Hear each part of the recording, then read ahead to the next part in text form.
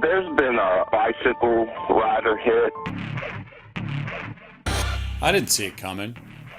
One minute I was riding my bike, the next I was on the pavement, unable to move my legs. His spine was torn in two, it was dislocated, ligaments ruptured, bone everywhere. Charlotte athlete and father of two who was hit while riding his bike and paralyzed. Now what happened next is nothing short of a miracle, folks. Harry Smith has an amazing story of fight and forgiveness. A small 1% to 2% chance that he might be able to walk on his own. Immediately they all said, you don't know Dean. If there's a chance, he will find a way. It doesn't take a literal truck to knock you flat. Every organization I work with has been hit by burnout, turnover, missed targets, economic uncertainty. You don't always get a warning, but you always get a choice. Right, so 2% chance was enough for you to... That's all I needed to hear. That's all you needed to hear. Yep.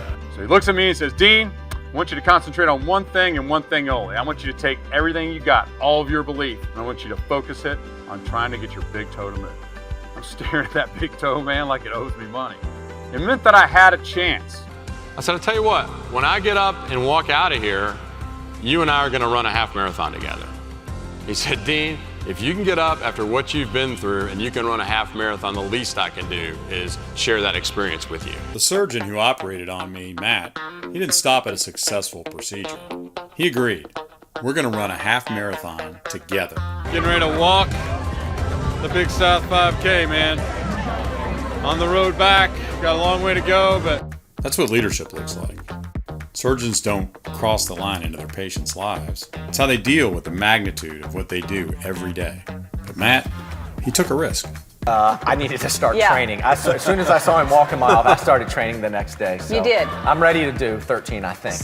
I didn't know who hit me, but when I forgave him, I didn't expect him to become an important person in my life. All the fear, all the panic, all the anger and rage, it all leaves my body. And my heart fills up with love. It really allowed me to forgive myself and move past it. And him bringing me into this, I mean, just the fact that I'm sitting here has helped me get past it. That man, Will, made a mistake. He could have run, but instead he showed up. Not with perfection, but with courage. Imagine what your team could do if they led from that place. There was a moment halfway through that half marathon where I thought about walking off the course. I was tired. I was in pain. And then I heard a voice, Matt's voice, saying, "You got this, Dean." It's changed me for the better. It's made me more humble. It's made me more grateful.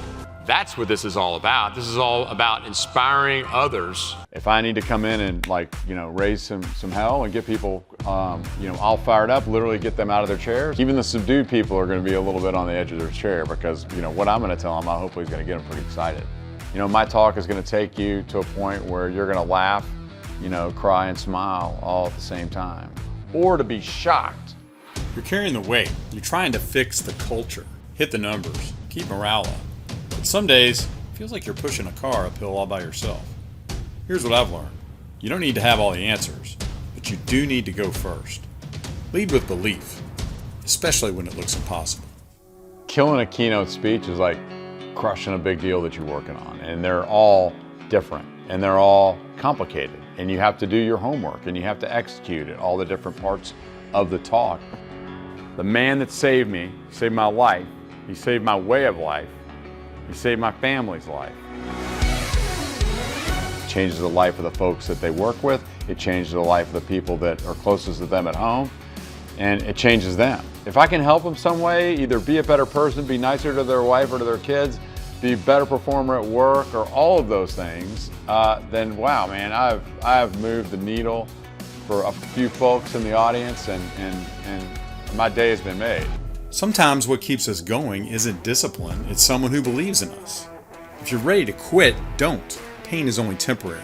Let this be the moment you decide to keep going. I get energy. Like when I get up there, I feel the energy of the room, and I feel the love. And my purpose is to get those people out of their chairs, is to get that guy to finish his ride, to get that sales team to go blow their goal out of the water. And I think we all need to be building small communities, both of common interest, both at work and outside of work, because one day you're going to need somebody to help you. Because the odds, let me tell you, the odds don't stand a chance. If you believe in something bigger than yourself and you show up for each other. And it was at that point I knew why I survived. My story isn't about paralysis or even forgiveness. It's about what happens when people show up for each other, when teammates become lifelines, when belief becomes strategy. Because speed bumps will come. Sometimes you'll hit a wall. But the teams that finish strong are the ones who run together. I've been asked so many times, Dean, what would you change about this experience?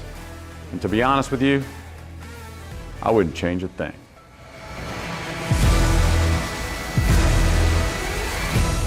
If you've got enough belief, the odds don't matter.